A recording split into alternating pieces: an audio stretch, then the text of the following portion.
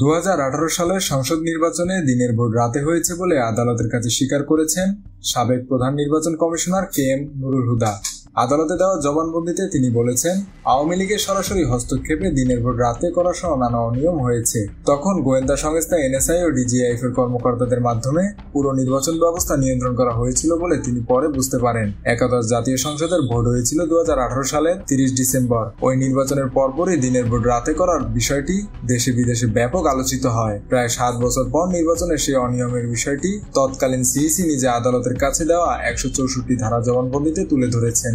জবানবন্দিতে তার এই বক্তব্য সংশ্লিষ্ট সূত্রে জানা গেছে বলে জানিয়েছেন জাতীয় দৈনিক প্রথম আলো। সাবেক CEC নুরুল হুদা গত মঙ্গলবার ঢাকার চিফ মেট্রোপলিটন ম্যাজিস্ট্রেট আদালতে 164 ধারায় স্বীকারোক্তিমূলক জবানবন্দি দেন। জবানবন্দি রেকর্ড করেন CMM আদালতের অ্যাডমিশনাল CMM মোহাম্মদ জিয়াদুর রহমান।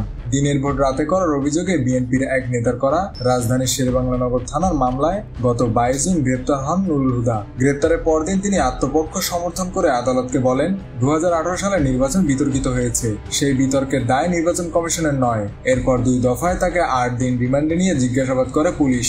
তিনি বর্তমানে কারাগারে আছেন।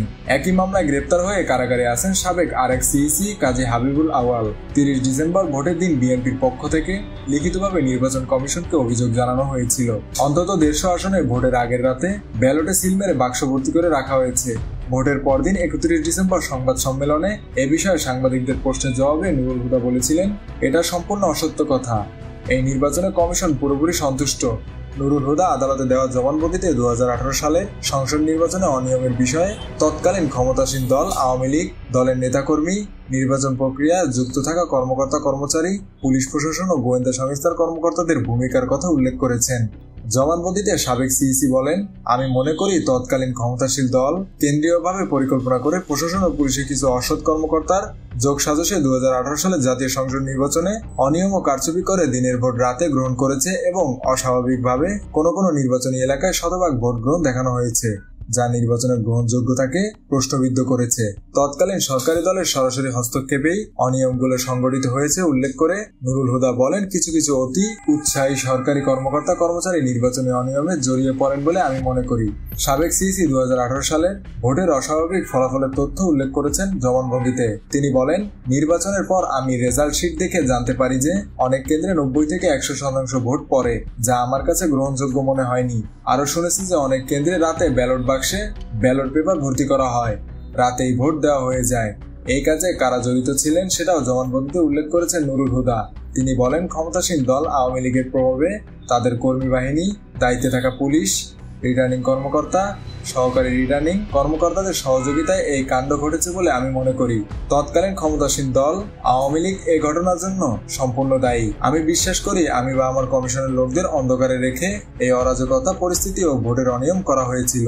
প্রতিরক্ষা গোয়েন্দা মহাপরিদপ্তর DGFI ও জাতীয় নিরাপত্তা গোয়েন্দা NSI সংস্থার তৎকালীন কর্মকর্তাদের ভূমিকার বিষয়টি উল্লেখ করেছেন নুরুল হুদা। জবানবন্দিতে তিনি বলেন, তৎকালীন গোয়েন্দা সংস্থা NSI এবং DGFI এর কর্মকর্তাদের মাধ্যমে পুরো নির্বাচন ব্যবস্থাটা নিয়ন্ত্রণ করা হয়েছিল বলে আমি পরে বুঝতে পারি।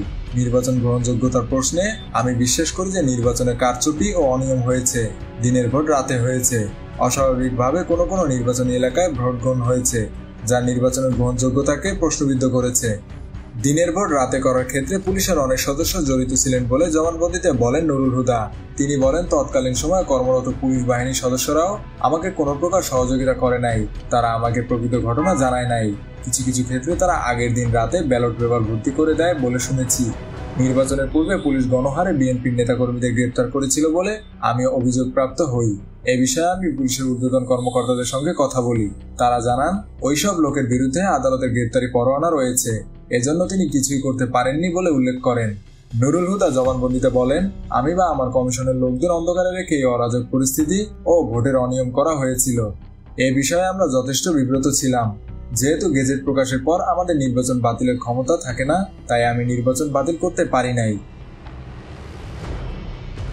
মেহেদী হাসান বাপ্পি, খুলনা গেজেট।